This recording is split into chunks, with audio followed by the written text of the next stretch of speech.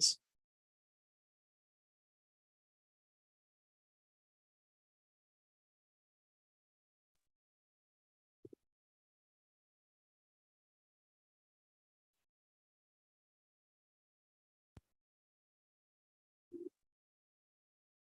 Hello, everyone, and welcome back to another episode of the Salvaggio and Cratty Sports Podcast, episode 123. Here for you on another Wednesday night, 7:18 p.m. And oh boy, do we have quite the episode today. Before we get into the most noteworthy topic of discussion, which will, take center stage, we do have some, my moment of the week, as yours leads into the big discussion. My moment of the week was Salt Bae. For anybody who doesn't know, that is like a famous chef from like a viral video a few years ago. Like sprinkles the salt on everything, like kind of a weird guy. After Argentina won maybe the greatest soccer game ever played, it was just all Mbappe and Messi. It was incredible. Got the penalty kicks, like 30 minutes of extra time. It was really something. And Messi has been wanting to win the World Cup his whole career, his whole life. And like Salt Bae is just trying to get in the center of everything, like dap him up and like talk to him after the game. Like Messi's just having none of it, forcing himself into pictures with the team, like sprinkling salt on the trophy, like his signature move. And I'm just like, oh my God, this fucking guy, like talk about being bloated. I forgot he existed, to be honest. Like I kind of thought he had his moment in the sun back in whenever the hell that was. 2020, maybe? No. Before that, probably. Yeah, way earlier. I thought he kind of just went away and faded off into oblivion. Hopefully, real quick too, I hope Chris is watching. I saw his tweet today. I'm in the Christmas spirit, the giving spirit. So the Jedi robe has made its way back out again. And like I told you right before we jumped on here, with something as stupid as the way the football game, the Patriots game ended. And the last time I wore this was during a rant type of thing. I thought I'd break it out again tonight because, like you said, just trying to make sense of what happened. You mentioned it's my moment of the week. We'll get to it in a little bit. I couldn't help but laugh. Like I know a lot of people, my dad included, were very upset, dropping F-bombs at the TV. I was like, this is just the way this Patriots season has gone. It was the perfect way for that game to end with how stupid they played throughout it. It's just a microcosm of how the Patriots season has gone. It's been a complete disaster, and that was just on display right then and there. Yeah, I mean, pretty unfathomable stuff from the Patriots. Absolutely. On Sunday. But yeah, I mean, yours just goes hand in hand with the obviously main talking point of the Patriots-Raiders game at the last minute. Before we get into talking about that in depth, which we'll touch on a little bit in studs and duds, let's get to studs and duds as we do every week. All right. I will start off as usual with my number 3 stud, Mike Onwenu. Had a clean sheet all around. Looking at the protection stats, I found one of the guys that covers the Patriots went through it. No sacks, no pressures, no quarterback hits for Onwenu. Like I said, clean sheet for him. Had a really good block on a Ramondre Stevenson run, the 26-yard run he had when the Patriots are backed up on their 2-yard line. Onwenu has struggled the last couple of weeks. The offensive line, as we know, has struggled as a whole this season, but good to see Onwenu kind of get back on track in this game, which, again, we thought was maybe going to be a get-right game for a lot of guys. You specifically thinking about, the Patriots and their offense with how bad the Raiders secondary has been this season. That just obviously wasn't the case, of course. But like I said, nice to see Onwenu get going a little bit in this game. Yeah, it was nice. It's been kind of a quiet year for him, but that's not necessarily in a bad way. I don't think he's making many mistakes, but he's just kind of like going more quietly about his business than he did last year when, as a late run rookie, he was stellar for practically the entire season. So, he's had a good year all around. Juwan Bentley is my number 3 stud because I kind of feel like I didn't even notice how well he played during the game. Yeah, the stat sheet was surprising when I looked that up and saw that you had this today. I would definitely not have guessed that many tackles. I completely forgot about the sack, to be honest. Yeah, he had six tackles, 4 assisted tackles for 10 combined, with a sack for 8 yards and a tackle for a loss. So, pretty versatile guy on the stat sheet. No doubt. Absolutely. So. My number 2, I think sparked the Patriots second half comeback. Definitely was the start of it. Kyle Duggar, 3 tackles, had the pick 6, of course. I've seen some people maybe make the argument that interception was more on Derek Carr for just being Derek Carr and not, looking off Duggar or not being able to see Duggar there and just kind of throwing it in by his throw. Maybe trying to force it to Devontae Adams, who's, not having the greatest of games. But nonetheless, I'm not going to take anything away from it because, like I said, Duggar, his interception really sparked the comeback attempt for the Patriots, and then also had 2 special teams tackles as well. So a decent all-around game for Duggar as a whole. Most definitely. Yeah, it was solid game for Duggar, and I think you could definitely make the argument that Derek Carr being a moron was a big part of that interception, but still gave him credit nonetheless. My number 2 stud this week was Marcus Jones, because I think he did a really good job having to step up with guys like Jalen Mills and Jack Jones out. Bit of a size mismatch as well, and I didn't see anything after this, but there was a graphic that said he held Adams to 1 catch on 2 targets for 9 yards. So he was sharp when he needed to be, in a role he might not have expected to be. But yeah, to limit Devontae Adams to that is pretty insane for a rookie. And he even threw him out of the club on one play, the one completion he had, and even talked some smack to him, which I wouldn't have done in that situation. Yeah, it's ballsy. He must have just been feeling himself. So absolutely, he played good. So yeah, he continues to impress week after week. Definitely, I don't know. I mean, he was a decent round draft pick, 2nd or 3rd. I can't remember exactly which Jones went where, but I don't know. Maybe to say a diamond in the rough might be a little bit of a stretch, but definitely has, I think, outperformed what you and I expected of him this season. Definitely with how his season started off and kind of struggling to find a role on the team. Yep. All right. Consensus number 1, because it was the obvious one watching the game. I'm not going to knock the lateral that he had, because I think he was, the first lateral we'll get to, again, the whole play as a whole was not the worst decision. Of course, the one that came after was Ramondre Stevenson's our number 1, 19 rushes, 172 yards. I feel like maybe a quiet 172, because I definitely didn't think he had that many rushing yards throughout this game. 9.1 on average, 34 yards and a touchdown. Did have 2 receptions as well, but that was for -4 yards. So we'll just kind of gloss over that, not really worry about that. Stevenson continues, to be the entire offense. We've said it before. We've talked about it. If he goes down, the offense goes with it. Obviously, you saw a little bit of Pierre Strong, Kevin Harris in this game as well. They played okay for the roles they were given, but Stevenson was the main guy, and he contributed like he always does. Yeah, he really is. The whole offense just continues to be very apparent, unfortunately. Absolutely. But at the same time, fortunately, because, it's good to get that return from a young running back so early in his career. All right. On to the dud side of things. I will start again. Jabril Peppers is my 3. 3 tackles. You can maybe make the case Adrian Phillips was just as his fault on the block punt, but I put it on Peppers because he just legitimately didn't block anybody on that. I was definitely caught off guard, which again goes into, as we'll talk about, just the ineptitude of this Patriots team at this point. It's the dumb mistakes they continue to make. And also had a defensive holding penalty that set up 1st and 5 on New England's 5. That led to the Matt Collins touchdown that made the game 17-3 at the time. I think it was the score right before the half for the Raiders. So Jabril Peppers kind of had an up and down season. It's been more downs than anything else, though. A guy that I feel like you and I were both high on going into the season to see what he could bring to the table. Just really hasn't stepped up all that much. Has been pretty disappointing as the season has gone on. Yeah, it hasn't been so great for him, for sure. But he's not like a guy that I think is hurting the team. No, absolutely not. It's not helping, really. Just kind of unfortunate, but just a guy just kind of there. Yeah, my number 3 dud is Nelson Aguilar. You cannot rely on him to make a play, really. No, absolutely maybe once every few weeks, but 1 catch on 6 targets for 3 yards. Pretty bad. No Nelson Aguilar revenge game is the way to put it.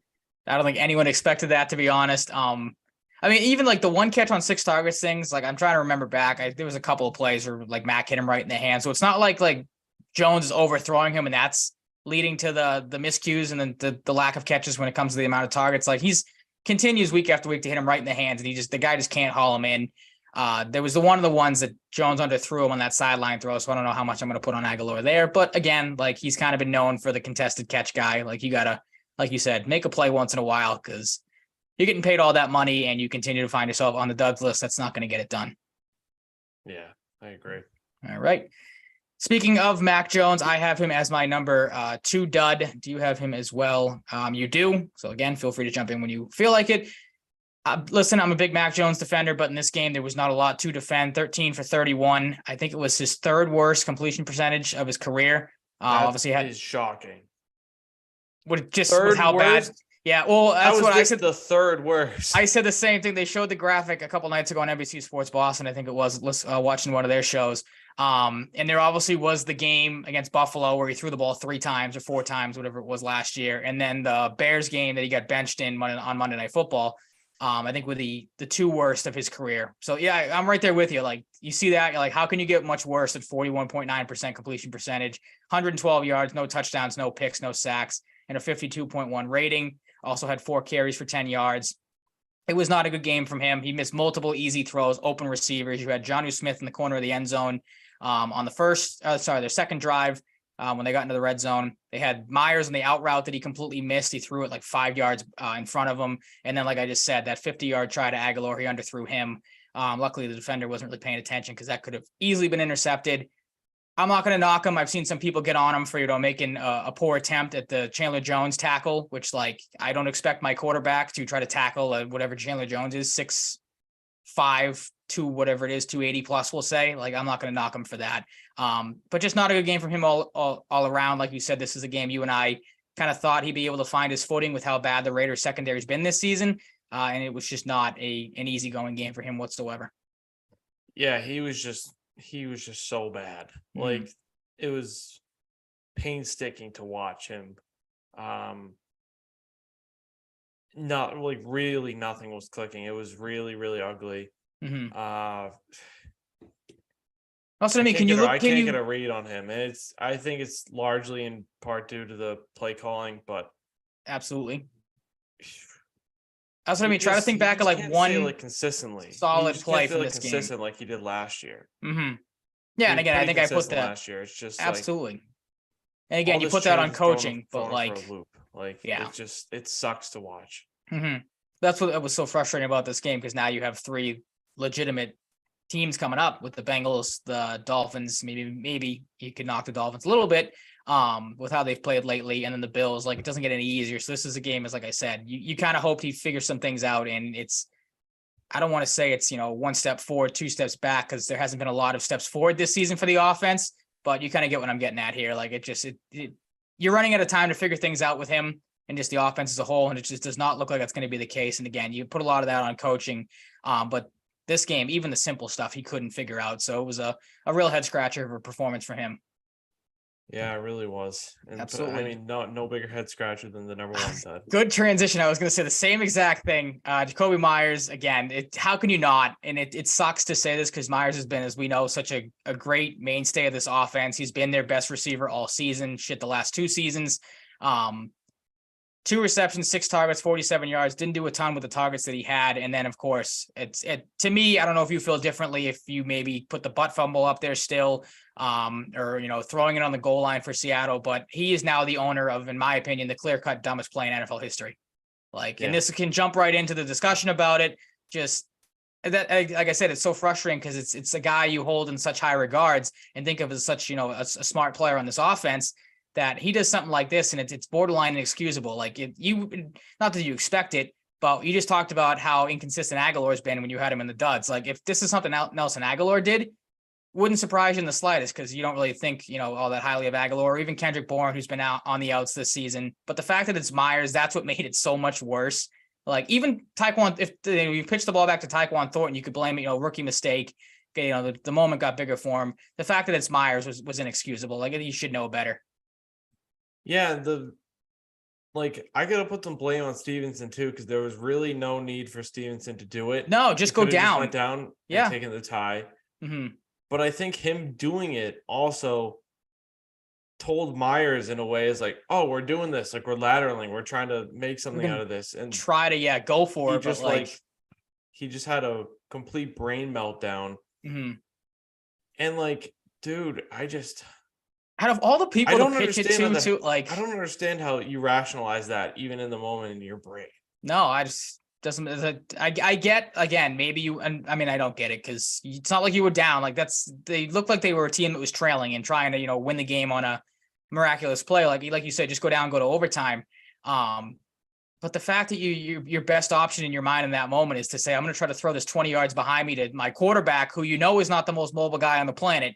Again, I'm not like advocating to pitching the ball all over the place, but like you have Cole Strange was near him. I think Andrews might have been around there too. Like maybe throw it to one of those guys. Try to throw it to a closer guy. I know they're linemen; they're not the fastest, but just again trying to rationalize this in any way, shape, or form, you can't do it because it's just such a it's a boneheaded play. And again, I don't know, I don't think it was coaching that was involved there. But again, maybe it's the fact of the coaching staff not getting these guys ready for these type of situations, because you're never going to see a play like this again. Like this surpasses the Miami Miracle, in my opinion, for the worst loss in, at least from our standpoint, Patriots history. I don't, you're not going too far back there. But it's just, it's awful. Again, trying to wrap my head around it now as we sit here on Wednesday, what the hell was going through Jacoby Myers' mind is I can't figure it out. Yeah, me neither. And there are a few plays that actually make me scream. Like I screamed in disbelief and anger. Yeah. This was one of them. Yep. And the thing that makes it really frustrating is like the game is a lot different if Keelan Cole's touchdown late in the game was called correctly, which it wasn't.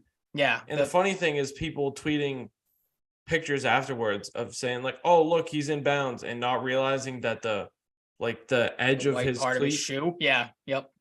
is part of the cleat. They thought it was just part of the sidelines. So the black is on the part of the field that is not touching the sidelines, thinking it's in bounds. But if you look closely, that is not the case. But clearly people in that scenario did not look closely. This game unraveled in a fashion I've never seen. Yeah, it was insane. Like I said, my dad was probably in the same mindset that you were, screaming at the TV, yelling. I just, again, from how the season has gone, not that I'm rooting against the Patriots, although after this game I might be, depending on how, fantasy football implications. But just watching that, I was sitting there thinking, I'm like, all right, you're lateral the ball. Risky here. Just don't throw the ball up for someone to pick off. And as soon as I'm thinking that, I'm like, oh, there's Chandler Jones. Hilarious that it was him that ends up scoring the game-winning touchdown. You get your quarterback obviously barreled over in the moment. Like the whole play was just one disaster after another. Again, like I don't want to make excuses. I'm right there with you that the NFL missed one with the Keelan Cole touchdown. But on the flip side of that, like the Patriots defense, don't let it get to that point. Like why, after you played such a great second half, obviously, like I said, it starts off with the Duggar interception. Why are you letting the Raiders just walk right down the field in the final minute and a half, however long that drive took? So like, yes, the touchdown should have not been a touchdown. And again, the problem is that they ruled it on the field a touchdown. But the fact too, like the defense just collapsed at the end of the game. It just led into everything. The defense collapses in the final minute. And then you have just a boneheaded play on offense to end it. Like it goes back to me. This team just cannot seem to get out of its own way. The dumb mistakes continue to pile up. I don't know if you had any thoughts on that not the opening drive, their first quote unquote scoring drive, where, you have the ball put at the Vegas 2 and you can't get a touchdown out of it because you have the horrible throw from Jones and the incompletion, the timeout to I think the first one was to avoid the delay of game. Then you have the second timeout that negated the touchdown to Myers. You have the false start penalty coming out of that timeout. Again, it just seems like to me that this team, the coaching at this point is as inept as the players. It's all bleeding into each other. It's pretty much where we're at this season. Yeah, you said it pretty eloquently. All right. It really does suck because like, I don't know. I feel like if McDaniels stuck around, this could all be so avoidable. Yeah, I mean, the thing that really bugs me about the fallout of a lot of this is Belichick's comments about like how they didn't think Matt could throw it far enough to make a play. Yeah, I was gonna like your thoughts on that, because that's. I mean, come on, dude. Like, well, that's what I was wondering. It's like, did the 50-yard incompletion to Aguilar, was that the nail in the coffin? Because again, if he throws that a couple yards further, he has Aguilar in stride, and he missed Myers on a seam pass down the seam, obviously. Earlier in that game, that would have went for probably a touchdown or at least a big gain. So, do those two plays immediately just think Bill Belichick's like, all right, we think the kid can't throw it. Like Jones has thrown it before. He has shown it before. Yeah, he doesn't have the greatest arm on the world, but like all he needed was what? I saw the tweet, was it 50-ish yards? 5. Yeah, something like that. So you can't not trust your first round quarterback in that situation, like to throw the ball. Like, I don't get the reasoning behind it. I was shocked when I saw that. It's like, I took that as a mini dig towards Mac. It's like, we don't trust him to either complete the pass or even get it down there. Maybe they don't trust the I mean, it's obvious you don't trust the offensive line, because I think on that last drive, I was watching the video on Twitter today that like the Raiders both times only rushed 3 and almost got, Jones got sacked twice almost. So maybe it's a combination of everything. They don't think Jones can throw it, which I think I'm right there with you. I think that's BS. Maybe they don't trust the offensive line. Maybe they're leaning more towards that, but who knows? Again, it's just the fall from grace and like you said, the fallout from everything this season with, one, again, poor coaching decision to make Matt Patricia your offensive coordinator.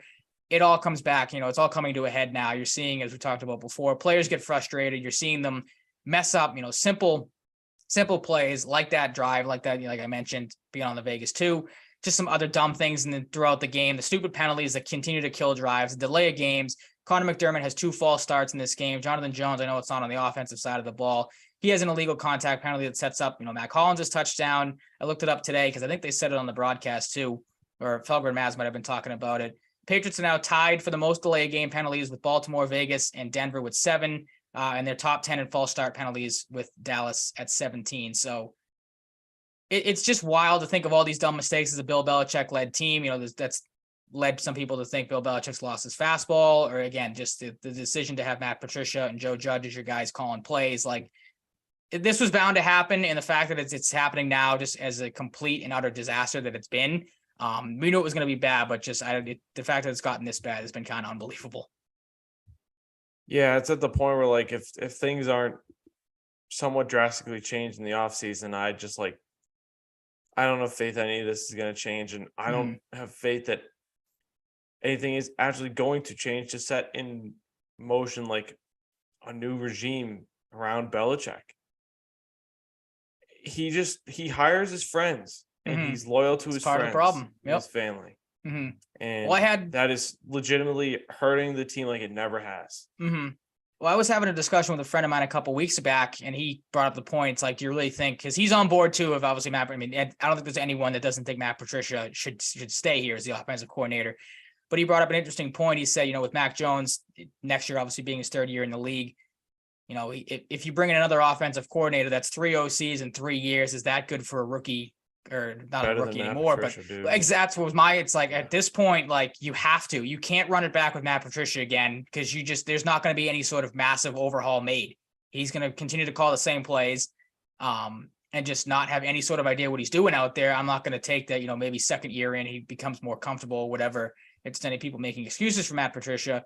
You have to do something different, because if you go back there with this, like, this is a lost season. I know there's a lot of people who have been pissed off with how Mac Jones has played. And there's people I've heard say, go back to Zappy now, which is dumb. Like, I'm treating this year like I treated, or some people treated, Trevor Lawrence's rookie year last year. Like, you throw it away because of the situation the guy's in. Like, I think that's a decent analogy enough, where look at what Trevor Lawrence was last year compared to this year, with how much of a change he's made. He's looked like the number 1 overall pick. I'm not saying Mac Jones is going to get to that level, but like, maybe you give him a legitimate offensive coordinator, he gets back to or close to where he was last year, make some sort of improvement moving forward. You can say, okay, well, we should have done this a year ago, so we didn't almost, kill the kid's confidence and everything. Because we said it when it happened. He was getting put up to, to fail this season with Patricia as the OC. And again, you're seeing it come out worse and worse every week, it seems like. Yeah, it sucks. It's just, it's lame football. It's unorganized football. And I don't know. It's like watching a Pop Warner game half the time. Like, and maybe I'm sure there's some Pop Warner games that are better to watch than these Patriots are right now, because it is ugly and then some. Yeah.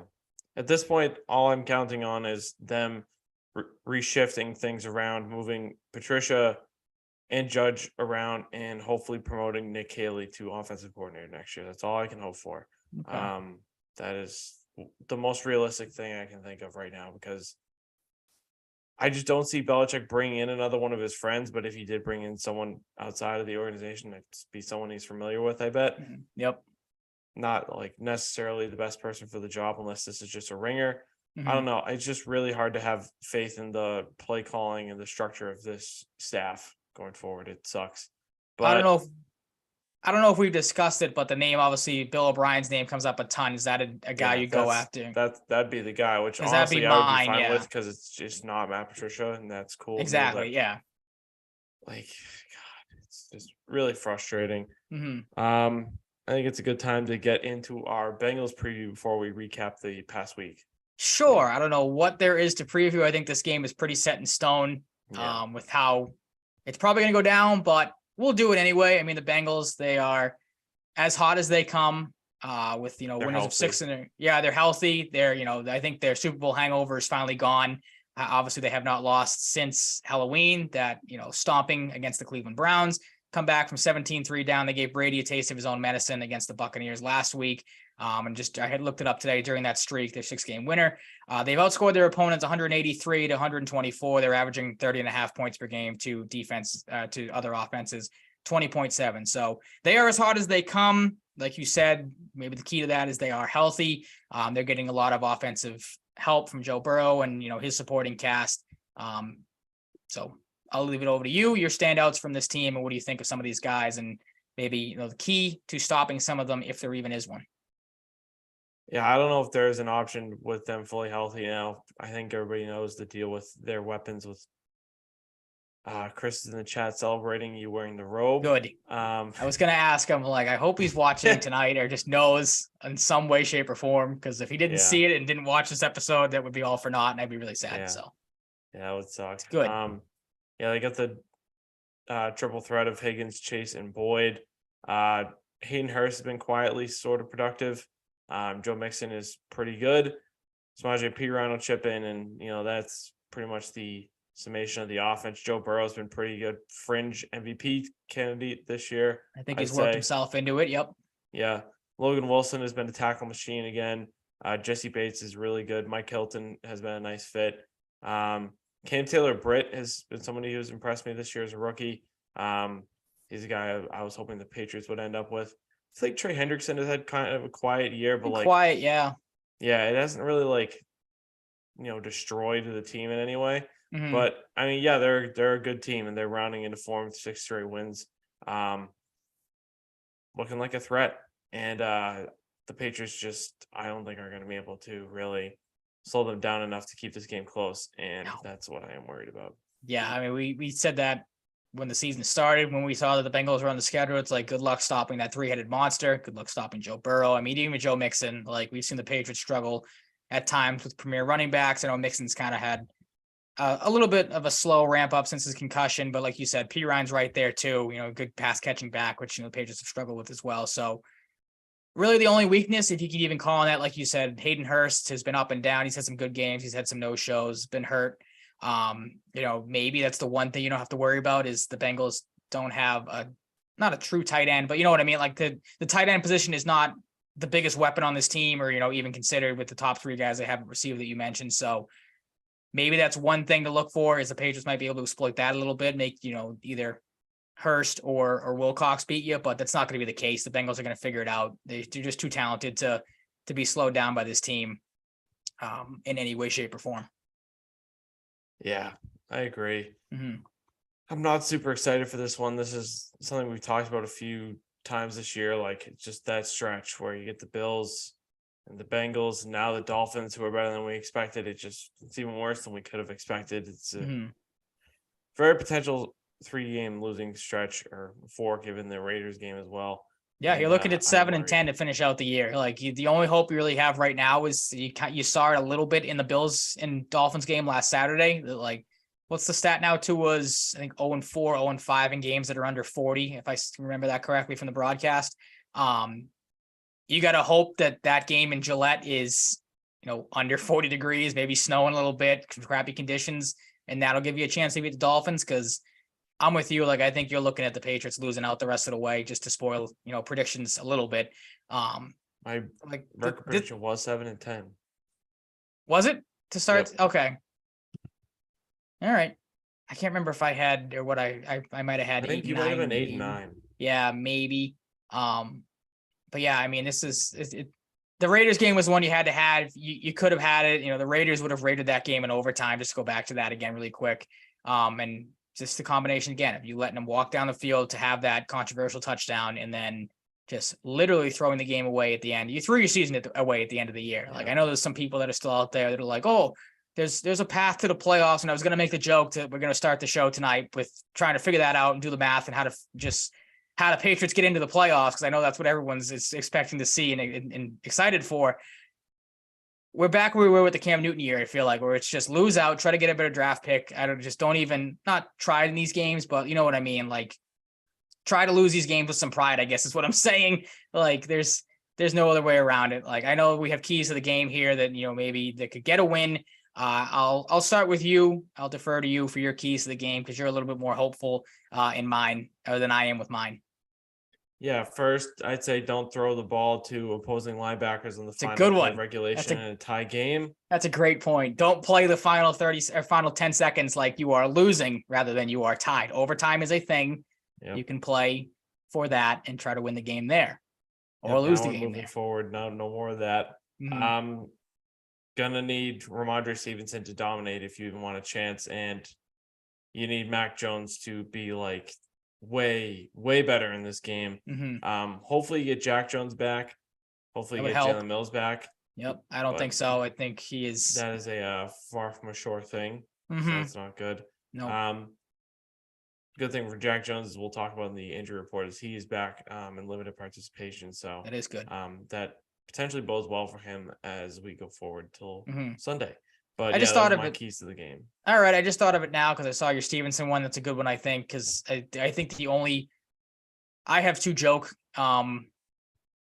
keys to the game. I said the first one that is, you pray that every single Bengals player comes out with food poisoning the night before or the flu or some sort of minor illness, that they can't leave their hotel rooms and have to forfeit the game, because I think that's the only way that the Patriots are going to win this game is if the Bengals literally do not show up to the field and do not play that game.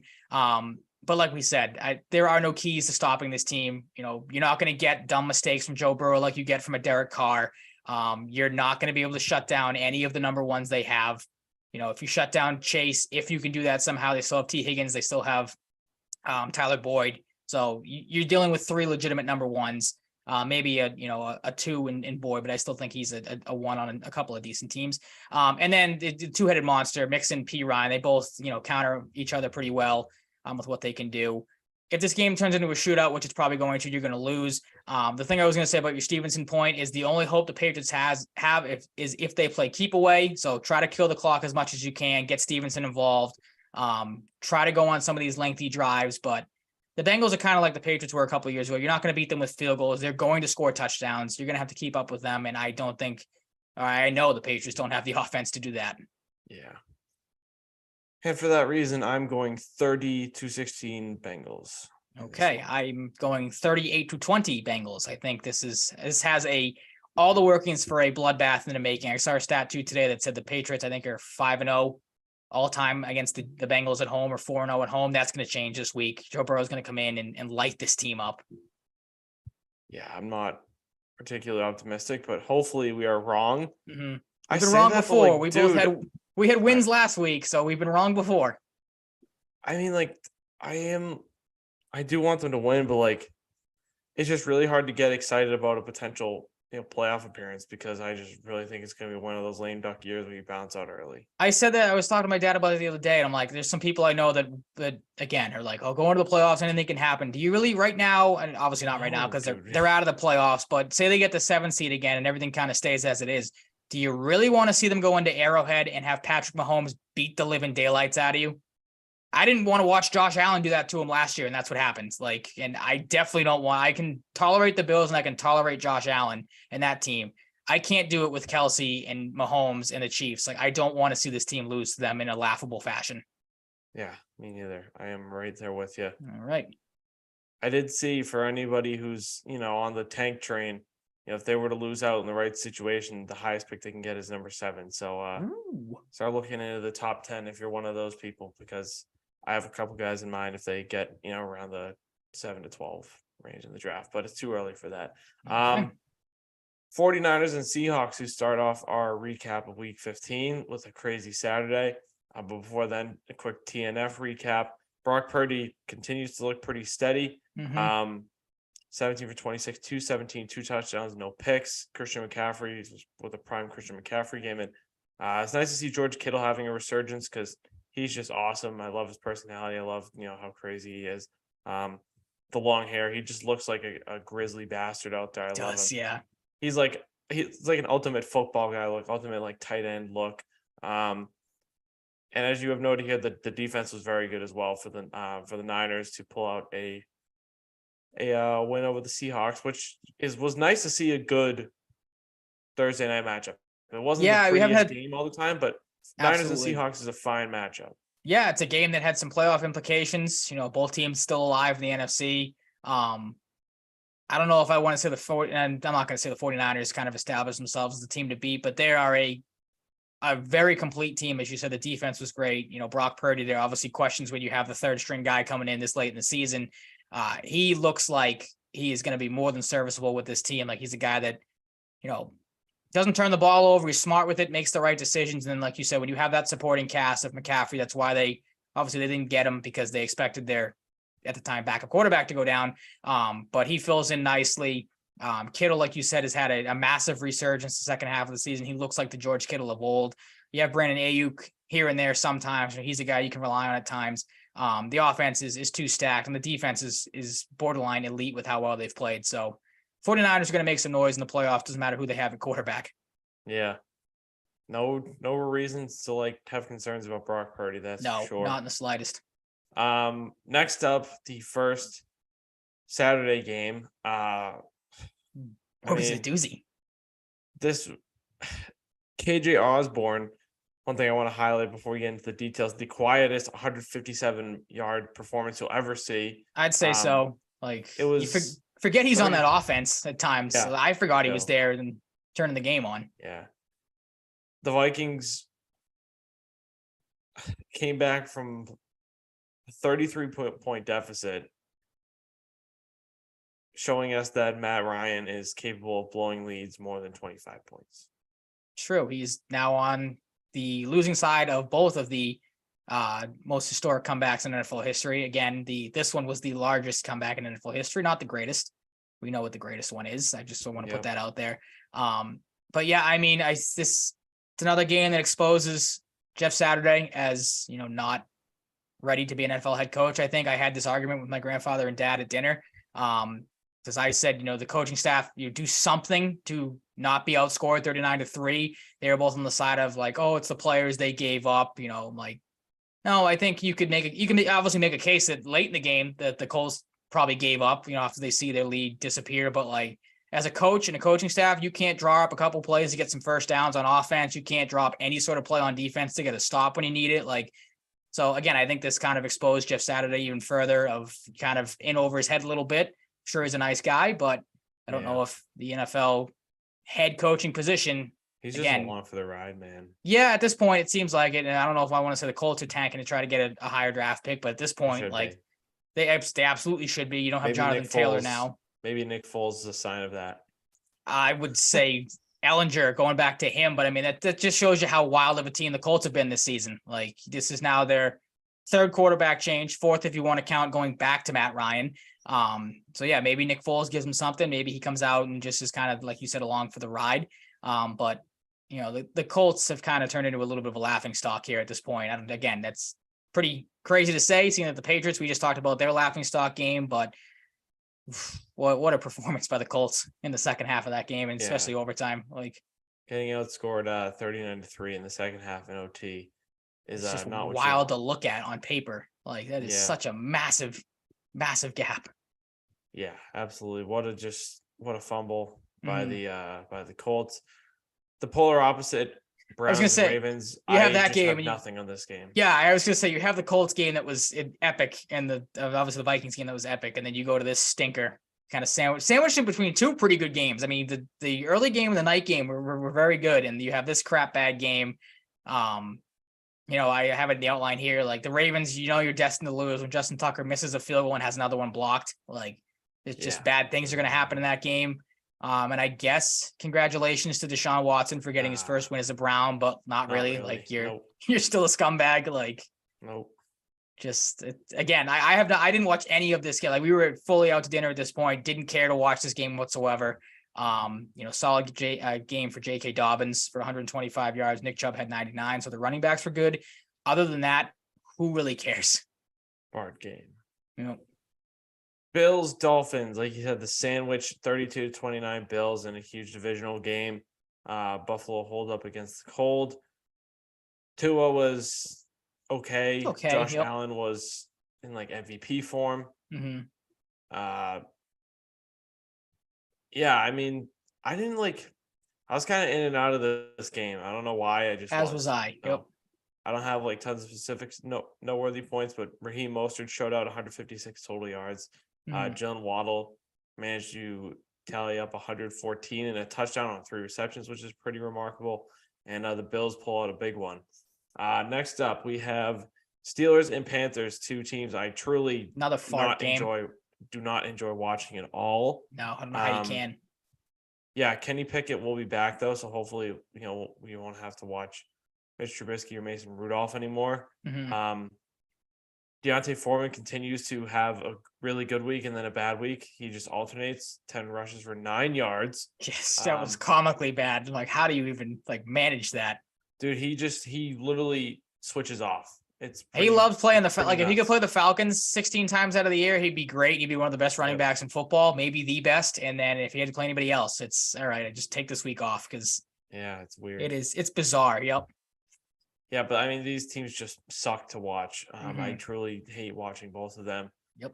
The Eagles edge one out against the 3-11 Bears. Eagles moved to 13-1.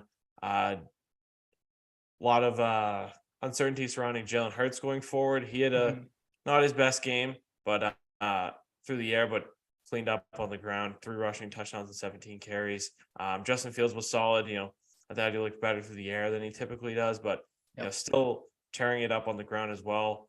2 of the better running quarterbacks in the league, maybe the 2 best.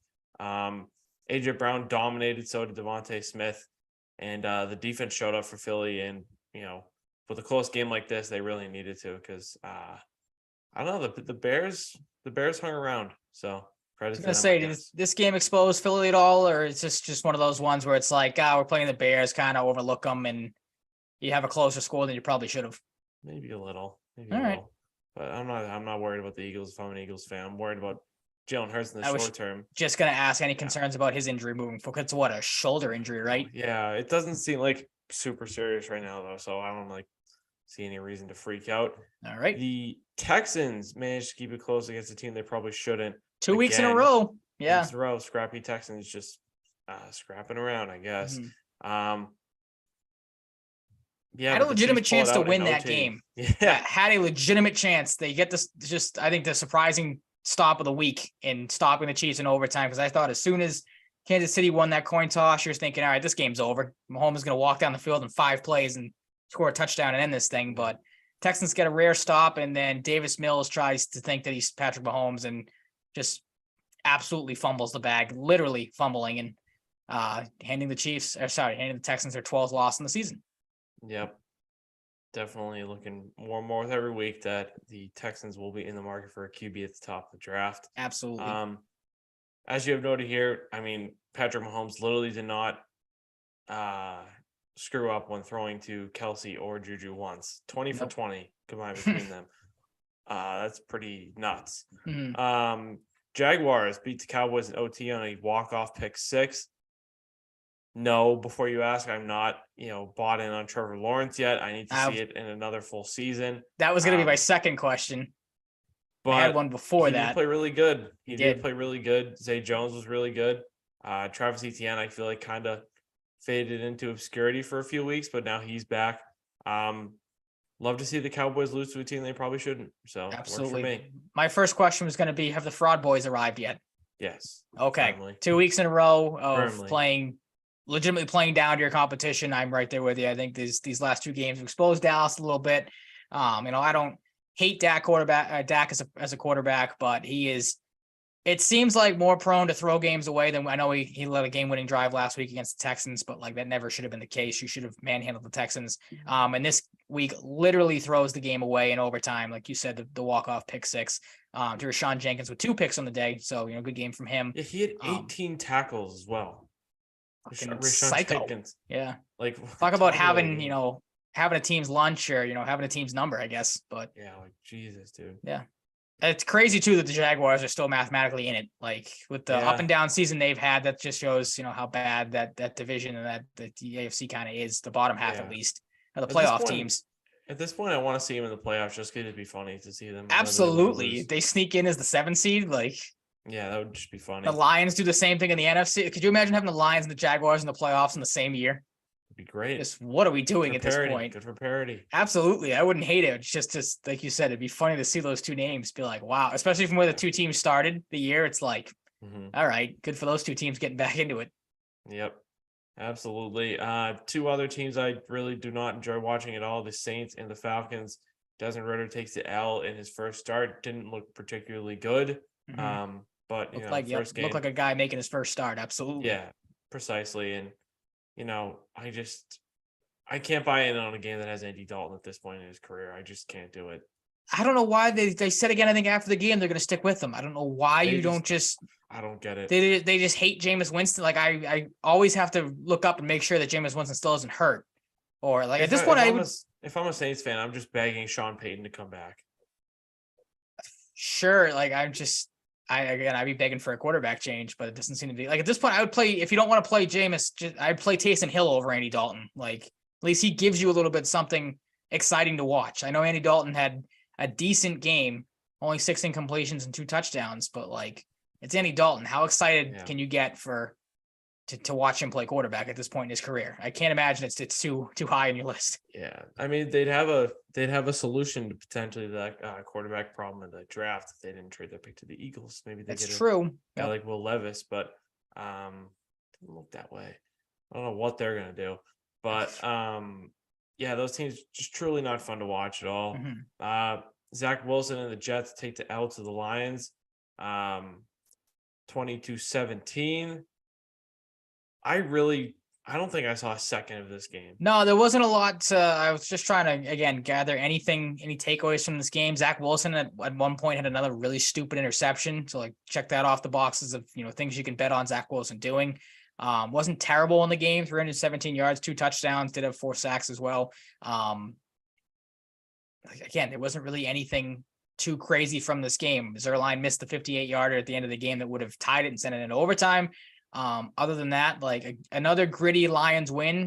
They seemingly have shown improvement week after week. Like I said, I'm kind of hoping they sneak in because it'll make, I think you and I both had them as maybe not over 500 teams at the start of the year when we did the predictions, but 10 for me. Okay, but definitely improvement and some definite improvement with that team, so that'll obviously help our predictions there.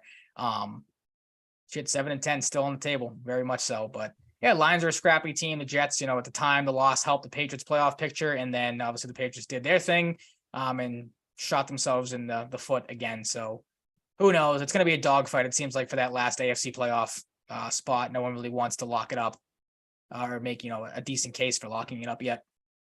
Yeah, it sure looks that way at this point. Mm-hmm. There are a lot of games I really just have nothing on because they suck. This game was one horrible. Of them. Yep. Broncos and Cardinals, no starters at the QB position, just all the backups.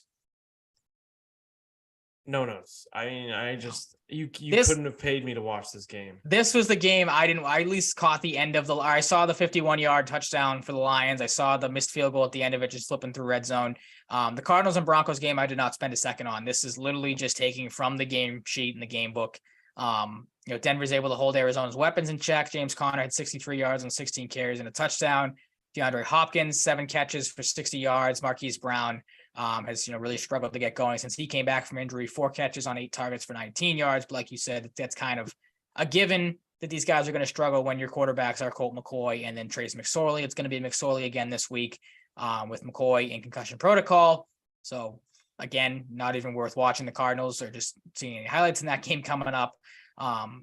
I guess on the ground, Latavius Murray for the Broncos had a good game, 24 carries, 130 yards and a touchdown. And their defense, Justin Simmons had 2 interceptions and Deshaun Williams had 2.5 sacks. So hooray. Hooray. Just look at the stats if you want to get a recap of that game. I bet there are people listening to this right now that didn't really care much about that game either. No. They were Titans like, all right, get on with it. Let's go. I don't care. Yeah, like, right. Titans and Chargers, I expected this to be a little more high scoring, but the Chargers grind out a 3-point victory. Mm-hmm. And it's a game that, both teams really needed. It was kind of tweener teams in the playoff picture right now, and the Chargers pull it out. Yeah, I caught bits and pieces of this game. Was a little surprised that with such a low scoring game, Justin Herbert still threw the ball 42 times. Like, I don't know, their offense is still weird to me. And again, maybe this is just speaking from the fact that, again, I have Austin Eckler in fantasy and I want him to succeed greatly every week. Like Joshua Kelly showed you something in this game. He had a rushing touchdown. I feel like it'd be better for the Chargers just maybe mixing a little bit more on the ground. Again, the Titans have a good run defense. Maybe that was the game plan as a whole. But like, I feel like every time we look at Herbert's stats, he's throwing the ball, 40, 45 times a game. Like, you have 2 pretty solid, 1 elite running back. I don't know why you don't use them more. And then, Keenan Allen and Mike Williams had okay games, but nothing too crazy. This was a weird game for the offense as a whole for the Chargers. It was a weird game. I couldn't really get much of a pulse on it. Mm-hmm. Bengals and Buccaneers, maybe a passing of the torch game, if you will. Yep. Maybe. But, I'm not one of those people that's going to compare them, the 2 QBs, because I think that's just goofy. And it is kind of strange, though, that this, maybe it's just because this game, but I feel like that talk is starting to ramp up a little bit more. Like, you're seeing some of Brady and Burrow a little bit here with the comebacks and just, being able to just dominate games. It's like anytime there's a QB that can execute a game-winning drive young in their career, it's like the picture of that guy from, I think he's from Pokemon or something, and there's a butterfly flying in front of him. He's has his hand. Oh, the anime picture. I know what you're talking about. Anytime this is anytime there's a QB in this situation, everybody's just put is this Tom Brady on it? Verbal meme. Yeah. There are some similarities, though. I mean, Burrow, definitely. And obviously he's up there with Allen and Mahomes, but obviously they're better runners. Burrow's got a decent arm. So I can see the similarities a little bit. Burrow's more of a pocket guy, so maybe that's where people get the idea from. But I mean, he was darn near excellent. I think he maybe had the quietest 200-yard passing game you'll see, or the loudest 200-yard passing game you'll see, with the 4 touchdowns, all of them coming in the second half, and 114 of those 200 yards coming in the second half. So he was great after the Bucks pretty much shut him down in the first half. Watching some of that game, it was really just a tale of 2 halves. Like, the Bucks dominated the first half, and then the Bengals just said, enough of this. We're just going to run you right over in the second half. And that's what they did. Yeah, there you have it. Continues to just be a tough season for the Bucks and for the NFC South. So yeah, I mean, I want to say the Bucks, games like this make me want to say the Bucks are done, but then you look at their last 3 scheduled games. They're at Arizona, facing Trace McSorley. I pretty confidently can say that's probably going to be a win. They're at home against Carolina, and they're on the road against Atlanta, who is starting Desmond Ritter. Yeah, that should be could very easily. I mean, they could very easily win all 3 of those games with how bad they've played at times. They could very well lose all 3 of those games. It's just been, like you said, that type of season for the Bucks. And if Brady plays like he played in the second half of this game, where he goes 3 straight drives with 3 straight turnovers, I don't know if Brady's ever done that in his career before last Sunday. That was crazy to see, but who knows? This team's such an enigma. But like you said, with how crappy that division is, they're probably going to get in as 9-8 would be their best chance or best scenario. Yeah. Wild. We'll see. I think they probably went out. The Giants beat the Commanders 20-12. I really wanted this to be another tie. I think 2 teams tying twice would have been hilarious. Yep. As you have noted, Kayvon Thibodeau had the best game of his career so far. The story of this one was the pass interference that was missed from Darnay Holmes on Curtis Samuel. That was generating controversy. So it wasn't just the blunder at the end of the Patriots game that had people up in arms and going crazy. It was this as well. This generated quite the stir on the internet. I was going to say, great week for officiating. I mean, even you could say the McLaurin play where he motioned to the referee twice, like, am I good? And then they flagged him for. Oh my God, I forgot about that. Yeah, that was bad too. It's like, all right, that's so fucked up. Yeah, absolutely. Like, I don't want to say you could tell, or there was maybe some leaning towards the Giants when it came to this game, but some clear signs there like that. I always get Collinsworth and I can't remember Monday Night Football, who does the game with Joe Buck. I don't know why I always get them two of them confused. But even Collinsworth on the broadcast Sunday night said it. He goes, "That's clear cut pass interference. That should have been flagged. Like, that's ridiculous that wasn't called." That was really the story of the game, other than, like you said, the Thibodeau having a monstrous game, 12 tackles, a sack, 3 tackles for a loss as a quarterback hit, a forced fumble recovery, and the scoop and score to go with it. And then the Giants, again, their offense goes when Saquon goes, 18, 87 and a touchdown. Like, he really is their whole offense. That team is pretty easy to beat, I think, if you can shut him down.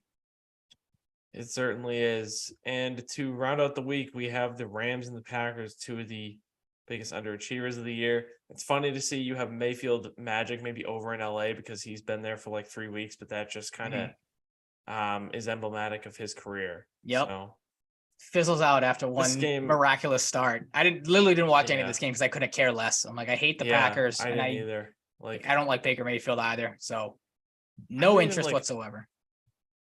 I think I was just uninterested. I don't think I even had anything going on Monday night. I just didn't watch it. Yeah. I came home from work and it was still on. I'm like, nope, no chance am I turning this game on and watching this. I'm trying to remember what I was doing Monday night. I think I was just like laying in bed, just like on YouTube or something, or watching Netflix. But yeah, I mean, Packers win. It's just a lost season for them, though. I mean, it's nothing really super noteworthy going forward for them. That's going to wrap up week 15. Very strange week. A lot of really boring matchups with bad teams. Yeah. Outside of the Browns and Ravens game. And Sunday was okay. And, that's it. that's all you can really say. Yep. Yeah. I mean, we've definitely had worse weeks, so I can't really complain. For sure. Yep.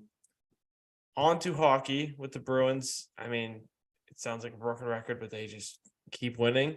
It's really all they do. Besides the shootout loss to the Kings, unfortunately, the shootout. Gotta love the shootout. Still ends up being the nemesis every now and again with this Bruins team, no matter how good they are. Ullmark makes 28 saves on 30 shots. Taylor Hall gets the scoring started on a delayed penalty. Marchand almost killed Pastrnak behind the net. Pastrnak has a duck to avoid the shot in case it went over the net, but it did it. Adrian Kempe willed them to overtime. Eventually scored what I'm calling the DeBrusque because that game against the Islanders, DeBrusque had 2 in regulation like Kempe, and they both scored in the shootout, so I'm calling that as a hat trick. The first 4 scorers scored in the shootout, and then nobody scored until the 14th round, which was Trevor Moore. Making that contract extension he received last week, $4.2 million a year, I think, for like 4 years. Looked pretty good to start. So, he gets a win for the Kings against a team that, teams have really struggled to beat. So credit to the Kings there. They scrapped it out in a 14-round shootout. That was interesting. Absolutely. Next up was the first half of my back-to-back. I went to the Columbus and Florida games. Wasn't the prettiest game against Columbus, but I thought, obviously they did enough to win and played well overall, but, definitely some lulls in this one. The Krejci goal was funny because it's like it was an interesting play because you don't really see something like this work so well off of a line change because he came off the bench and McAvoy is the puck at his off side of the blue line and he's skating like just pedaling around and Krejci just sneaks behind him. And I think like McAvoy having the puck like served as a distraction and they didn't see Krejci and then they eventually got the puck to Krejci with nobody near him and he scored. That was just really funny. Like watching the replay of that goal was kind of like Krejci was invisible in a way. But that was interesting. Bruins went 4-2, moved 24-4-2 in that one. And then 2 nights ago against Florida, 7-3 win. Ullmark makes I forgot to mention Swayman gets a good win to kind of right the ship for him a little bit. I was gonna say Columbus. 31 saves and 33 shots. I was hoping he'd get the Florida game too, but that's okay, I suppose. Started off eventful in this one with Lindholm crashing into Ullmark. They had to review that to make sure, the puck didn't go in before the crash. It didn't, so it didn't count. But the Bruins started hot, 4-0. Florida bounces back, makes it 4-3, and then the Bruins win 7-3, not 73. 73 be awesome. Yeah, that'd be crazy. Yep. There's no team in the league that can do what the Bruins did in this game. I don't think, They get 3 unanswered goals scored after scoring 4 unanswered, and then just score 3 more unanswered. Just bury them. It's a wild game. I'm surprised that the Panthers allowed Spencer Knight to take a beating. I thought they would have taken him out after like the 4th goal, but they didn't. They let him take a shellacking. It looked like it was going to be all defensemen to score in this one. Clifton and Carlos scoring first. Brendan Carlos first of the year. Speaking of Brendan Carlo, they had in intermission a fan try to guess who the player was. You know, they were it was like a trivia contest based off hints. And the second hint the guy got was that he's from Colorado Springs, Colorado. I think that's what part I was just going to ask this question. Yep. And you said David Pastrnak. Yeah, I was going to say, was this the game that the guy, I saw your tweet was, or I saw a couple people's tweet was like, good luck to the guy that thinks David Pastrnak is from Colorado. Yeah, I mean, it was pretty tough. And they gave him an autographed puck anyways. If he got 3 hints and he thinks David Pastrnak is from Colorado, yeah, he doesn't deserve a signed puck. No. Like, he deserves nothing.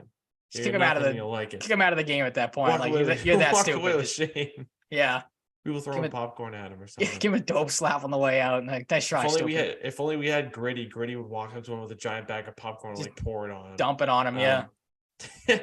He legitimately does that at Flyers games. Like I hate to be a custodian there. Yep. Marchand had 3 points. Bergeron had 4. Even Brendan Carlo had 2. Can't think of the last time Brendan Carlo had a multi-point game. This brings the Bruins goal differential to plus 54, with the next highest in the league being plus 28. That's insane. That's so absolutely ridiculous. Almost double. Yeah. And that would be the Maple Leafs. Taylor Hall, the quietest hot streak I think going right now in the league, has points in 9 of his last 10, and that adds up, in this stretch to 7, 7, and 14. So he's been dominant. Know who else has been dominant? Me. Every single game I've been to at the Garden this year. You need to keep going. 2022, they have won. They're 6-0 when I am in the building. So it's not a coincidence at this point. Food for thought. Yeah. Food for thought. Yep. 6-0, dating back to game 1 versus the Nets last year in the playoffs and all the way to now. So food for thought, just saying. Nice. Next up, we have the Winnipeg Jets tomorrow night. Overachieving, I'd say. Kyle Connors playing really well as we expected. He's got 38 points in 32 games. The big thing for them has been Connor Hellebuyck. He's kind of struggled for large portions of the last 2 seasons after, being a Vezina candidate, one of the best goalies in the league. His resurgence has been huge for them. And Josh Morrissey has really been contributing on a level he hasn't done so far in his career, from the back end, amongst the top scorers in the league on amongst defensemen and points. So that's been really helpful for them. And, it's just been a more cohesive effort for them this year. They had the whole thing with Blake Wheeler last year being stripped of the captaincy. Mark Scheifele rumored of a trade. Pierre-Luc Dubois saying he's not going to stay long term. It was very turbulent. Paul Maurice out of the picture. Rick Bowness in. He's fixed some things. Rick Bowness is doing better with this team than I would have expected. So credit to him and credit to the Jets.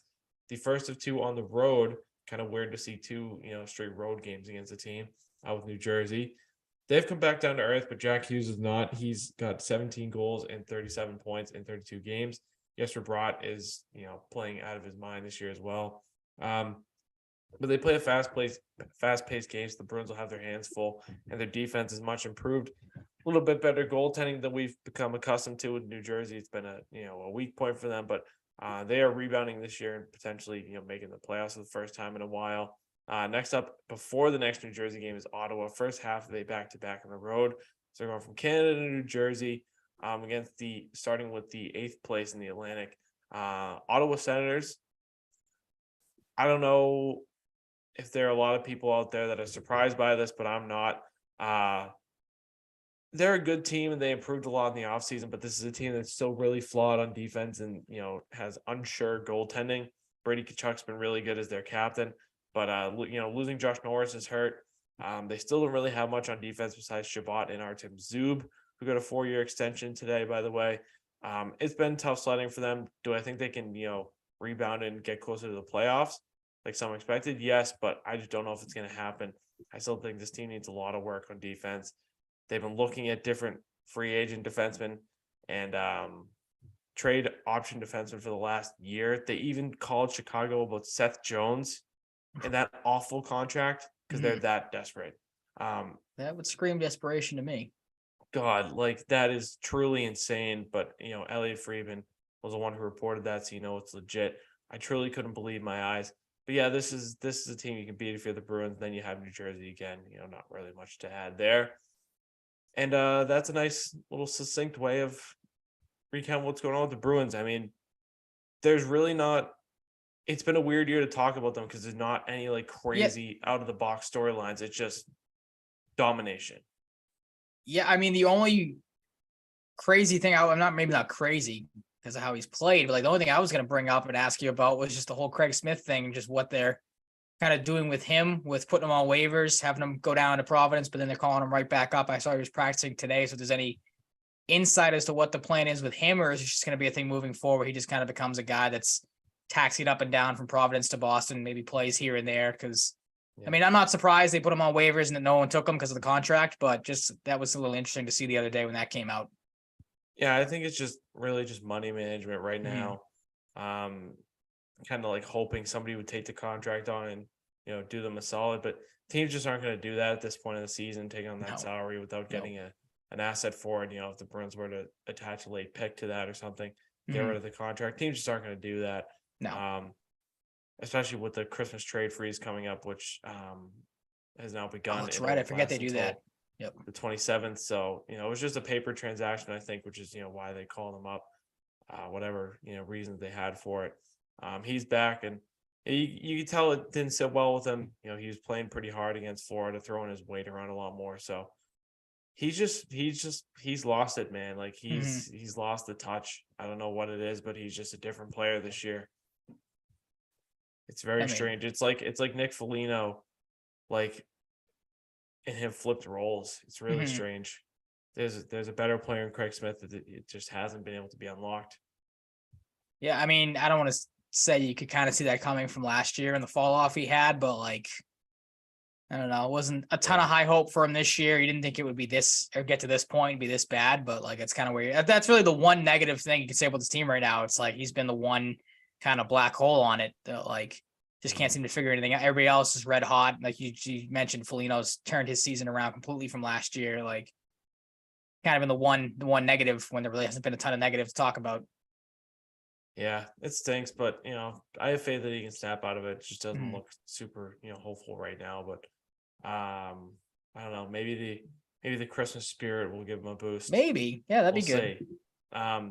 Maybe he's watching right now, and the Jedi robe will give him a boost. Hopefully, yeah. He's like, oh, they're mad. That kid's mad. He's a big Star Wars guy. Maybe we'll see.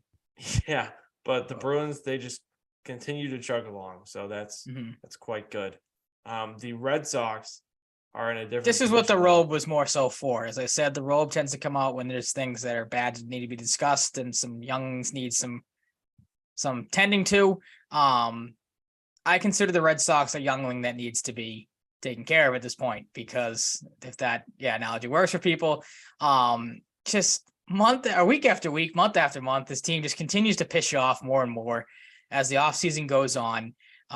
They've made some moves. They are not moves that jump off the page at this day and time and age and whatever the saying is. I'll get to the guys they lost. I'll get to, some of the things, but first we'll do the additions, because they are making some additions. The most notable one, Justin Turner, former Dodger third baseman. He was added on a 2-year, $22 million contract, I believe on Saturday, might've been Sunday that came out. He does have an opt-out after this season that was in the contract. So we might have 1 year of Justin Turner. We may have 2, who knows? Turner last year with the Dodgers in 128 games, he hit 278 with 13 homers and 81 RBIs. So not a bad season. The thing I've seen with this move, I don't hate Justin Turner, the move, he's a solid veteran. Kike Hernandez, from what I've seen on social media, seems to be thrilled, of course, because they were teammates with the Dodgers. The thing I've seen, though, with Justin Turner, everyone talking about, you let JD Martinez walk. He goes and signs with the Dodgers, bring Justin Turner in. It gives them more, quote unquote, versatility at the DH position than JD Martinez could have and did, because Turner can also play third base and first base. JD Martinez, of course, was just a DH. He couldn't play the outfield anymore.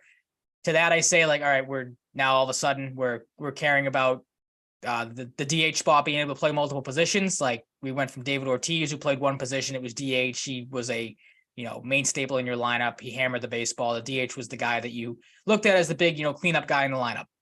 Now we're going to a guy that plays multiple positions and is 38 years old. I don't know about you, but I would rather have 38-year-old Justin Turner at $11 million AAV than 35-year-old, the known commodity, the guy that has worked for you in this team, JD Martinez. We talked about it a little bit. At this point, it was looking like the Red Sox were just going to go back to Martinez. I would have been fine with that. I don't care if the DH can play multiple positions. I just want someone that can, mash and hit in the lineup and protect Rafael Devers, who, you may not need protection because he might not be in this lineup as the future goes on. But the Turner move to me, just, again, it screams like a type of thing where it's like, all right, we'll scrape the bottom of the barrel. We missed out on all these other guys. Whoever's left, it's Justin Turner. We'll get him because he has some familiarity with Kike Hernandez.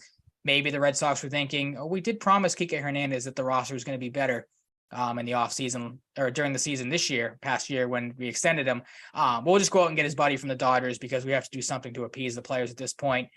Again, don't hate the player, but this is just a signing that doesn't excite me because it's just a guy that I don't think moves the needle for you at all when other teams around you are making bigger and better moves. Do you have any thoughts on Justin Turner? I like it because I wanted to keep Hosmer around for cautious, but I think Justin Turner is like a more interesting option to me than JD Martinez. I think JD Martinez kind of became like it is what it is type of player. Mm-hmm. He is 38, but he can still hit pretty well. The versatility is whatever. I think, it kind of seems like he's going to primarily be DH, so that versatility might not end up meaning much unless you have injuries or anything. But the one guy I've heard about a little bit that piques my interest more than Turner is Jan Segura, and I wanted to get your thoughts on him because he seems to be linked to the Red Sox, and I think that's the option. That's the kiss of death right there if you're linked to the Red Sox, and if the Red Sox are highly interested in you, that means he's probably going to go sign with someone like the Mets, or we'll get to later, or the Giants, who now need a shortstop. I wouldn't hate Segura. Again, he's kind of a stopgap guy for Mayor because it seems like that's the direction they're going to go in. There are the concerns about Trevor Story's elbow. If he can make the throws consistently from short, Segura obviously gives you a guy, again, the versatility, which they seem to like, can play second, can play third, can play short. I wouldn't hate that move. I mean, it definitely gives you a better option at second base than they have right now in Christian Arroyo, or if they decide to put Kike there. And, now you have who knows what they're going to do at center field. I think Kike sticks there. So I wouldn't hate Segura. But again, this is what's left. If we can get the lesser of the top 4 or 5 shortstops that were available earlier on in free agency, we'll go that direction because it's cheaper for us and it works better to their plan of just, not going after anybody huge in name and huge in price tag. Right. The other thing too, I saw with the same boat. Yeah. The other thing I saw with Turner too, somebody tweeted out, it's like, it gives the Red Sox a chance to move Devers to DH more so than they did last year. Again, I don't know why you'd want to. Devers isn't the greatest. I wouldn't hate it, but Devers made some strides last year defensively. Do you really want to move the 25, 26-year-old off of third base for the 38-year-old? From a mobility standpoint, Justin Turner's not a slouch, but. Know what that would say to me? That would be like a negotiation tactic. Maybe we're not going to pay you as much because you're not playing the infield as much anymore. That's what they did with Bogarts. Pay you less. We don't see you as a shortstop long term, so we're not going to give you a shortstop type of we'll get into that later because things are trending. That's a great little wrinkle because things are already trending the exact same way they did with Bogarts with Devers. But that's a very interesting way. I hate that you said that. And you reminded me that's exactly how the Bogart stuff worked. God damn it. I mean, let's be honest. They're not going to pay Rafael Devers. Oh, no chance. Like I said, we'll finish with the Devers stuff because it's the most prominent stuff. And there's a lot of stuff that's come out recently about how the Red Sox are handling Devers, how Devers is looking at extensions in his camp and stuff like that. The other 2 minor moves the Red Sox made, and they are minor moves because it's basically no-name guys unless you're a diehard baseball fan. Today they signed Nico Goodrum to a minor league deal. That's a 1-year deal. He was with the Astros last year. Only played in 15 games, got hurt, had a hamstring injury that derailed his season. Hit 116, 1 RBI. Had 43 at-bats and struck out in 23 of them. So that's pretty good there. Those are good numbers. Again, fits the mold of a depth player that can play multiple positions over his 6-year career. He's played every position other than catcher and pitcher. But when you make moves like DFA and Jeter Downs that we'll get to in a second, trading Hoy Park, who you got in you started the offseason off by getting him, and then you moved him. I don't understand that deal. Nico Goodrum's a guy that you needed some sort of infield depth in your organization. You get it there with him, and you hope he can kind of get back to the player he was earlier in his career with Detroit. And then they made a trade. They acquired right-handed pitcher Wyatt Mills from the Royals. They traded away minor league pitcher Jacob Wallace for him in 27 games last year with the Royals and Mariners. Mills went 0-1 with a 4.60 ERA and 29 in the third innings of work, 2.43 average against, and a 1.33 whip. The only thing I know about this pitcher, because I didn't really take the time to look it up all that much, because again, it's a move that doesn't really mean all that much to me, is through a Twitter video. He has a very similar pitching motion to John Schreiber, that kind of sidearm 3/4 kind of whipping motion. So that seems to be the way the Red Sox are going with some of their bullpen guys. They like that type of that wind up. Maybe it can fake some guys out. Other than that, I know nothing about this guy. If he couldn't stick with the Royals or the Royals didn't want him and the Mariners didn't want him, I think that says enough as is. But hey, it's another depth move for Chaim Bloom, where you don't really know anything about the guy and you don't really have to pay a ton to get him. Yeah, I mean, it's whatever to me. It's a. Any big thoughts on Nico Goodrum? No. Okay, no, didn't think so. He was until today. He is getting an invite to spring training, so you will see a little bit of him. Maybe he makes the roster. They have to clear a 40-man spot for him, but who knows? Again, it's just try to get the glory days out of him type of player, but who knows? Some of the other players, like you said, that they lost, as I mentioned, they traded Hoy Park to the Braves for a player to be named later or cash considerations. The player to be named later always works out in those type of deals, especially when it's a big name move like acquiring Hoy Park. The interesting move, they DFA'd Jeter Downs to make room for Masataka Yoshida on the 40-man roster. So now you're down to Alex Verdugo and Connor Wong as your two remaining pieces for that fantastic Mookie Betts trade. At this point, I saw someone the other day on Twitter say the Red Sox should have just taken Graterol, that pitcher that ended up with the Dodgers. Probably would have been the way to go. Seeing that you DFA, the main staple of that trade when it was looked at, Downs was the big piece in it, if you remember correctly. And then, as you mentioned, Eric Hosmer, he was DFA'd as well. A very surprising move there. He was the casualty of the Wyatt Mills trade. So to me, like Hosmer, he was a guy we talked about as the offseason started, as a guy they were maybe looking to trade or maybe get out from under that contract, or just move him. You were, like you said, maybe a guy that could teach Casas. They DFA him, which leads to me asking, what did you even get him for in the first place? Like, again, this is a really bad attempt at some sort of asset management, because you trade for him, you get 14 games out of him after the trade deadline. He gets hurt, misses really the majority of his Red Sox tenure. So again, this just goes back to just the asset management. You choose to add him at the deadline, but you don't trade Martinez, Bogaerts, who have both already walked. Eovaldi and Michael Wacha, there's really been no ties through this offseason. There's been a couple of rumors early on that the Red Sox have been, looking at Eovaldi and Wacha, stuff like that. Those have gone, at least from what I've seen, dead silent now. So you have no connection to them, it seems like. It just makes no sense to me. Again, it just screams that they don't have a plan, because, I thought about it the other day. It's like, okay, even if the Red Sox won the World Series or made the playoffs, you still let all these players walk and really never linked to any of them. Martinez, you heard nothing about until the last day, and then he just up and signed with the Dodgers. Bogaerts, you heard all the lies. We talked about that last show. Eovaldi, Wacha, again, haven't heard anything about them. And then you, like I said, DFA Hosmer, making really no sense as to why you acquired him in the first place. So again, it just screams that the direction of this team, there just isn't one to begin with. And again, like, I'm not going to get mad that they DFA'd Hosmer, because again, he's a guy I didn't think was going to stick here long-term anyway, but it's just another head-scratching move among head-scratching moves that makes zero sense to me. I don't know if you have any way of making sense, or if you're just as confused with some of these things as I am. Verbal meme, the episode in SpongeBob when he's like, we're talking about this. We're not talking about this or this. We're talking about this. That is the Red Sox. At this point, I think you're right. There's just no plan. There's no direction. Like this, again, the DFAing down, like, again, Jeter Downs hadn't worked out, but how many chances at the major league level?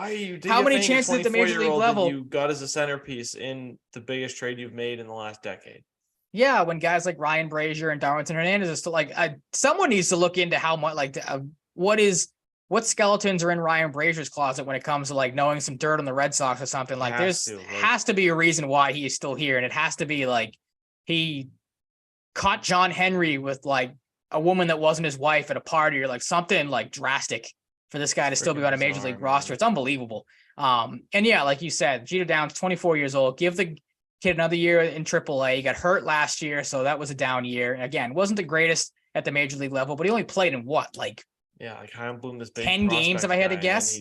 DFA's a 24-year-old. It's a great point too. It's like you accumulate all these guys, and he is DFA'd, so yeah, they haven't lost him yet. So maybe they trade him for something else, but there hasn't been any sort of indication on that. I've heard or seen nothing about any Downs related news.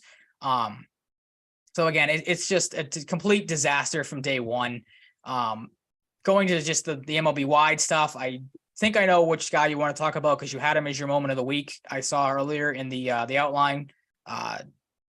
Big moves across the league. Carlos Correa, he scorns the Giants, goes to the Mets on a 12-year, $315 million deal. As like I said, after filling his physical with the Giants, would have signed a $350 million deal there. Yankees get another ace. They get Carlos Rodon on 6 years and $162 million. That is incredibly cheap for a starter of that guy's caliber. Again, frustrating. Red Sox need pitching. Could have went out and got that guy, made an offer. They didn't. Your rival gets them, and now they have a 1A, 1B ace combo in him and Cole. Andrew Benintendi goes to the White Sox, 5 years, $75 million. They get an outfielder they needed.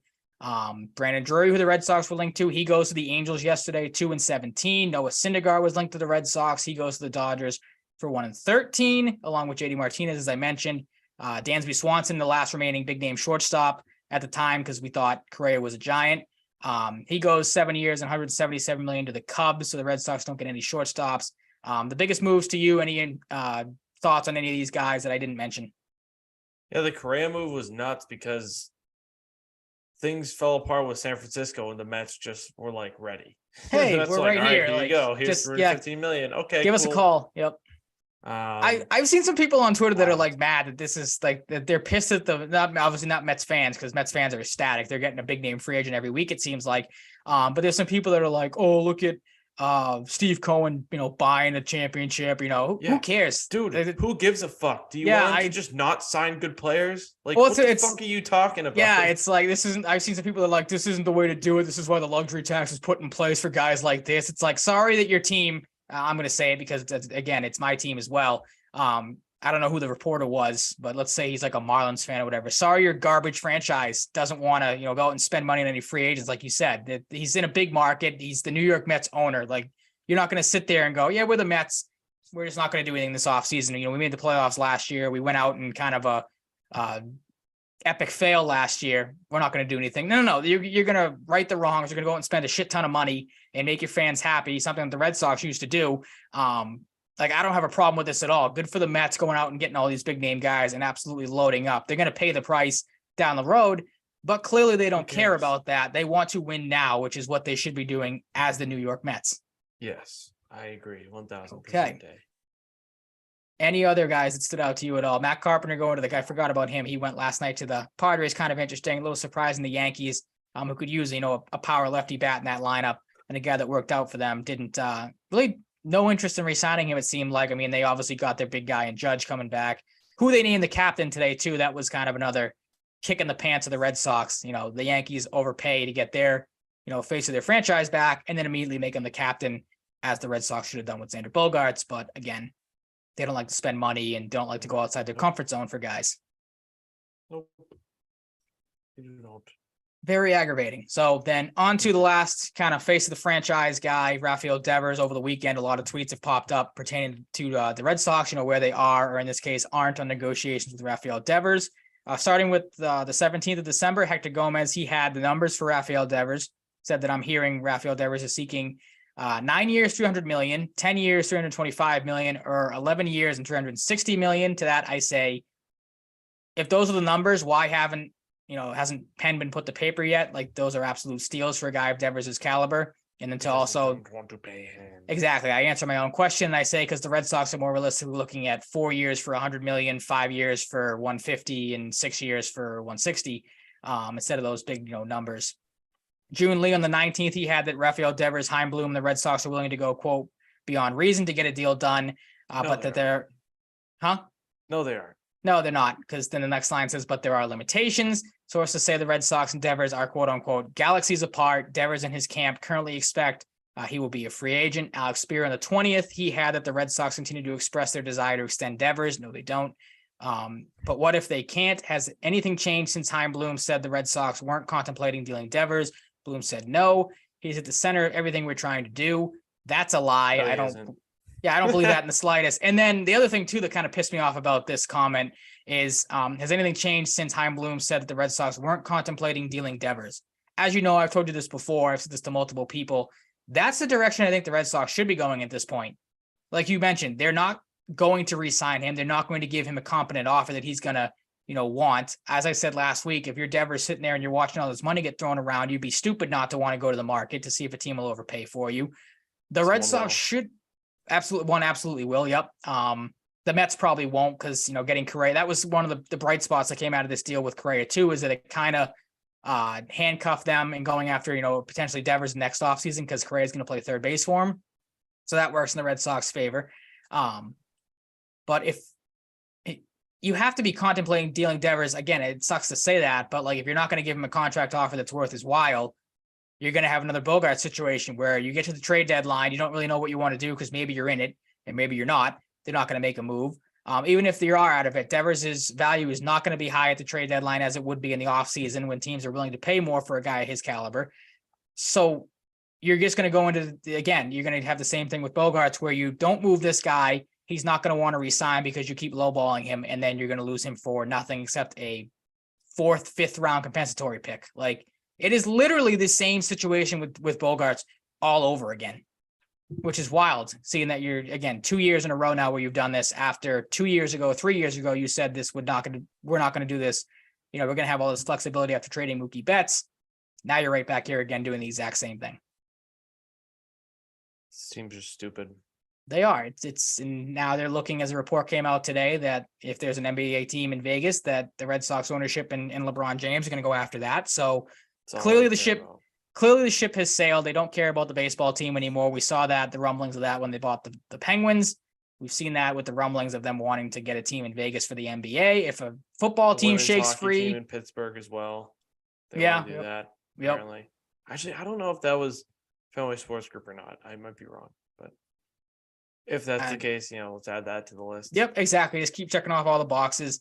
And then this was from former Red Sox infielder, former major leaguer Carlos, I think it's Baerga. He threw his hat into the ring too with opinions. I saw this right before we jumped on a couple hours ago. His thoughts on Rafael Devers and the Red Sox said, quote, "The Red Sox are embarrassing. They don't deserve a player like Rafael Devers. It's incredible that they have offered him a contract. They haven't offered him a contract like he deserves. My advice to Devers is to put the numbers he always puts up next season and sign with a team that actually values him." So I think that pretty much, caps off Red Sox fans' thoughts. A lot of people I feel like share the same thoughts. You and I do as well. It's ridiculous that you're right back here again, just weeks after this happened with Bogarts. And it's crazy. The report too was, I saw that Devers from his camp will not talk about an extension during the season. It sounds familiar. It's almost like the guy that played next to Devers last season said the exact same thing going into last season, rather. Interesting how that works out. And people are still going to try to tell me that, if the Red Sox throw a number at Devers, he's not going to be mad about Bogarts getting lowballed and he's going to stay here. Right. Sure. Keep thinking that. Keep being delusional. So, again, as we sit here, I'll end my Red Sox rant, my thought with, I am fully on board with they're trying to prepare myself better than I did with Bogarts, better than I did with Betts. The move is trading Rafael Devers. It pains me to say it, but that is in the Red Sox, I guess, best interest because they don't seem to care to bring him back. So I would rather watch them trade him to a team that he's actually going to be used properly and paid properly, and has a chance of winning something, than to sit on this team, not get a contract offer that's worth his while, and then this team most likely finish in last place and them not trade him at the deadline and then lose him for nothing. So what's going to happen? Yep. I have no faith that they're going to trade him, given all these comments in the past weeks. They don't seem to have any inclination that they would lean that way. Obviously, they're not going to come out and be like, yeah, we're going to trade him. No, obviously, yep. But it's just like, I don't even get super worked up anymore because it's just expected. So yeah, it's just you get numb to it. I feel like obviously I have to try to get as hyped up as I can for this, just to not sit here and be like monotone and just not be interesting talking about it. But that's honestly the way to go. Like, try to numb yourself as best as you can to this team, because they just don't seem to have any sort of desire or inclination, whatever the word is. Inclination. Thank you. To want to do anything that will help them in the long run. Yep. Lemony Snicket should write a book about the Red Sox, because this is just a series of unfortunate events. All right. Very clever way to end it. Yep. I think we can leave it at that.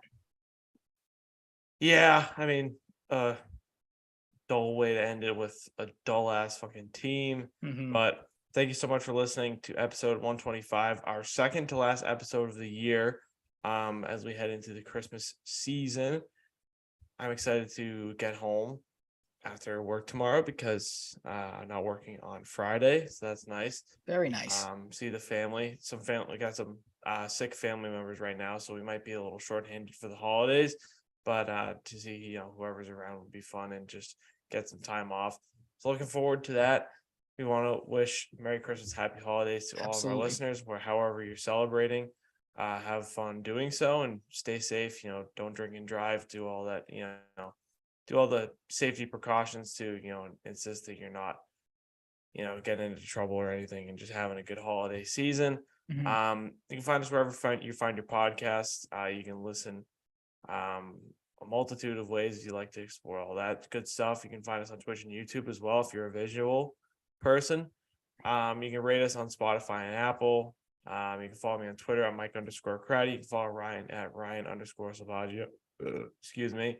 And you can follow the show at Salvaggio and Cratty Pod. You can follow us on TikTok as well. Just throw the name into the search bar and you'll find us nice and easy. Merry Christmas, Happy Holidays. We will talk to you next week. But until then, do all the things I said. Just stay safe around the holiday season. People can be crazy. Just enjoy it. And yeah, we'll talk to you next week. Peace out.